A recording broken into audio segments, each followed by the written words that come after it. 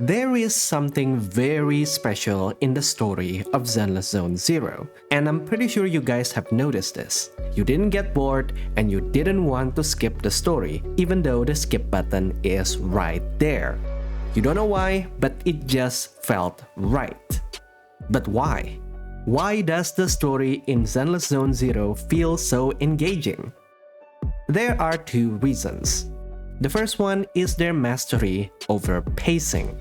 Every story needs to have a clear sense of progression, which is a chain of things the characters need to do in a story to achieve their main goal. A good story should always give the reader a clear goal in mind so they understand the context of what the characters are doing and why they are doing it at any moment in the story. This is where Zenless Zone Zero shines. The plot in Zenless Zone Zero is written to be simple and focused. In every part of the story, there is only one goal. In Chapter 0, rescue Billy and Anby out of the hollow, and nothing else. In Chapter 1, rescue the cunning hares from the blast zone, and nothing else. There could be some changes to the main goal, but there must only be one goal at a time. In the prologue, the first half is to get the strongbox inside the hollow. The second half is to beat the hacker so you can get the cunning hares out.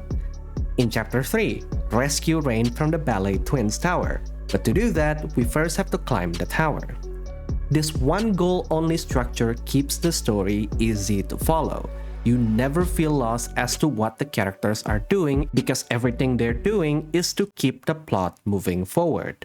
You may think that this is obvious, but other gacha games sometimes overcomplicate their plot by branching into different side quests. And that is where the boredom comes from, when the story doesn't have a clear direction of where the plot is going, or when the characters are waiting for a goal to show up so the plot can move forward. Let's take an example from Wuthering Waves. The current goal is to go to the base outside the city. But then you must also help this girl find a missing person. While looking for that missing person, you must also fix some beacons where you must fight some bad guys. So the side quest branches into another side quest for 30 minutes. This is where you get bored. Not to mention that you don't even get to meet the person the girl was searching for. She just yap about it, slowing down the plot and overwhelming you with information unrelated to the current goal of the story. This is why yapping kills the pacing. This is also why Inazuma chapter in Genshin feels terrible. You meet Ayaka for the first time and then the plot stops because you have to find 3 NPCs that you'll never meet again in the story. Actually, in Zenless Zone Zero, there is one side quest in Chapter 1 where you have to save Corin. The plot did stop until we send Corin off the hollow. But this is actually a pretty smart exception, and I will get to it later in this video. To be clear, you can put extra scenes in the story that don't necessarily advance the plot, but you must have a good reason to do it. One of them is for character development. In Zenless Zone Zero, if the plot doesn't move forward, it's always because they are putting emphasis on character banters so you get to know the characters better. The 3 missing machines in Chapter 2 work as introduction to Belobog's crew. Technically, you can cut them off from the story and the main plot still works. But the story will be worse because you don't get to know who they are and their unique quirks. Again, that's not the case for other gacha games. All of this keeps the pacing on point. The story never feels too slow or too fast. It's just right. You never feel bored because there is always something happening on the screen, be it gameplay, plot developments, or fun character banters. But pacing alone is just the execution part of the story. Zenless Zone Zero goes a step further by perfecting the arts of setups and payoffs.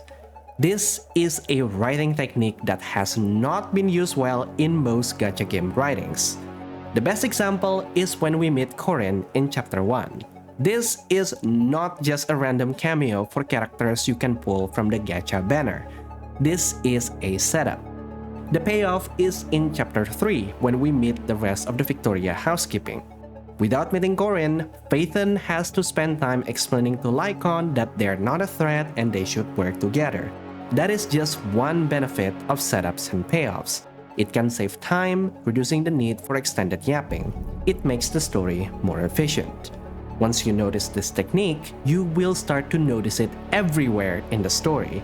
The whole plot itself is built on a massive chains of setups and payoffs. Stopping Vision in the Hollow is a setup that allows Belobog to uncover the secret inside the monument, which leads to the secret data that needs to be cracked by a hacker, which then leads you to rescue Rain and the Ballet Twins. Powerman escaping is just a setup for us to go to the Outer Ring to chase him in future updates. In fact, your meeting with every faction so far is a setup to give them personal reasons to help FeyHunt. The Cunning Hares want to help FeyHunt because they want to find Powerman to sue him.